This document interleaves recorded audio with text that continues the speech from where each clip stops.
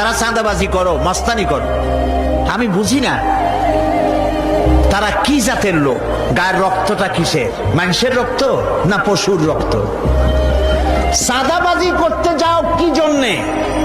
একটা মানুষ বহু টাকা বহু কষ্ট করে জমি জমা বিক্রি করে ব্যবসা করতেছে, সেখানে যাইয়া আমাদেরকে 2 লক্ষ টাকা দিতে হবে, 5 লাখ টাকা দিতে হবে। কি হয়েছে? চাঁদাবাজ এবং মাস্তান যারা চাঁদাবাজি করতে যাও, মানুষের কাছে খয়রাত চাও, ও ভিক্ষা করে খাওয়া অনেক ভালো।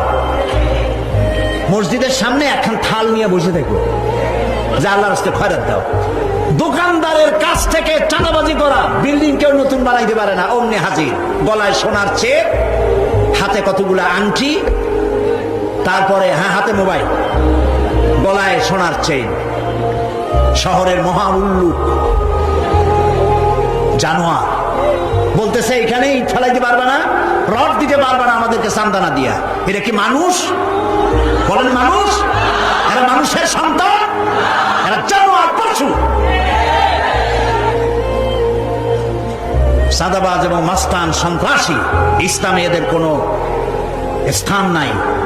এদেশে যদি কোরআনের রাজ কায়েম হয়, সন্ত্রাসীদের মাথা কামাইয়া ঘোল ঢেলে দেওয়া হবে, যাতে মাথা ঠান্ডা থাকে। এই জন্য মাথা ঠান্ডা করিয়া বসে থাকবে। আর সকলের চাকরি দেওয়া হবে, কাজ করো আর খাও, চাঁদাবাজি করো না। শ্বশুরের কাছে চাঁদাবাজি করে, বউর কাছেও চাঁদাবাজি করে। এত বড় লক্ষ্মী ছাড়া বউরে যায় বলে আমার হিরোইন খাওয়ার পয়সা দিবি। পত্রিকা আসছে না ভাই? কত বড় শয়তান, বউর কাছে চাঁদা চায়। আল্লাহ এইসব চাঁদাবাজ, মাস্তান, অপহরণকারী আর সন্ত্রাসী জানোয়ারদের হাত থেকে আল্লাহ এই দেশকে রক্ষা করুন। বলেন আমিন। চিল্লায় বলেন আমিন।